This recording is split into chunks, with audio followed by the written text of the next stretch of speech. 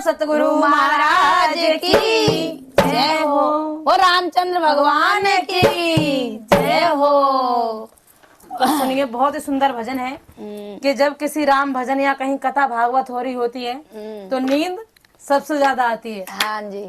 और नींद उसी को आएगी जिसका राम भजन में मन नहीं होगा, ध्यान नहीं लगता, राम से लगन नहीं है। हाँ। उसको और सबसे कहीं ज्यादा ध्यान नींद जाता है आएगी। उसका कि घर में ये काम पड़ा है वो काम पड़ा है, तो उसे नींद ही आती है। हाँ, तो इसलिए निंदिया एक आलस का रूप है। हाँ। और आलस उस घर में होता है जिस घर में राम भजन नहीं होता। हाँ। पर इसलिए कहा गया है, बहुत ही सुंदर भजन है, उसी के ऊपर ये भजन है। और आप सभी लोग सुने। और क्या कहना है के निंदिया भाई के घर जइयो जिसे घर राम भजन ना हो। निंदिया भाई के घर जइयो जिसे घर राम भजन ना हो। राम भजन ना हो जिसे घर हरि भजन ना हो। निंदिया भाई के घर यो जिसे घर राम भजन ना हो। निंदिया भाई के घर जइयो जिसे घर राम भजन ना हो। पार्वती बोली शंकर से कथा सुनाए दो मोह। पार्वती बोली शंकर से कथा सुनाए दो मोह। एक बार जब शिव शंकर जी ध्यान लगा रहे थे तो माँ गौरा और शिव शंकर जी कैलाश पर बैठे थे। तो माँ गौरा कह रही हैं कि प्रभु मुझे कथा सुना दो, अमर कथा, कि उस कथा को सुनने के बाद अगर कोई उस कथा को सुन ले तो वो अमर हो जाता है। तो लेकिन वो कथा कोई पूरी सुन ही नहीं पाता। और सुनिए, देखिए, जब शिव शंकर जी ने गौरा जी को कथा सुनाई है तो उन्हें नींद आ गई। तो क्या हुआ है सुनिए। पर पार्वती बोली शंकर से कथा सुनाए दो मोह। पार्वती बोली शंकर से कथा सुनाए दो मोह। शिव शंकर जी कथा सुनावे, शिव शंकर जी कथा सुनावे। पार्वती गई सोए या भाई के घर जाइयो जागर हरि भजन ना हो। निंदिया भाई के घर जइयो जिसे घर राम भजन ना हो। राम भजन ना हो जिसे घर हरि भजन ना हो। निंदिया भाई के घर जइयो जिसे घर राम भजन ना हो। निंदिया भाई के घर जइयो जिसे घर राम भजन ना हो।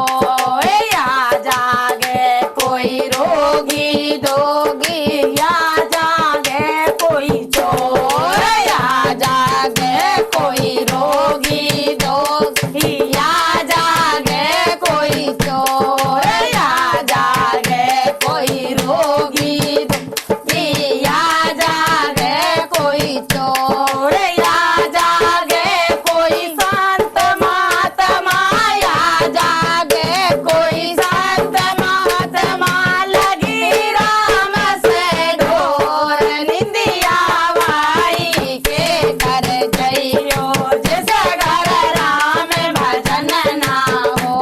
निंदिया भाई के घर जइयो जिसे घर राम भजन ना हो।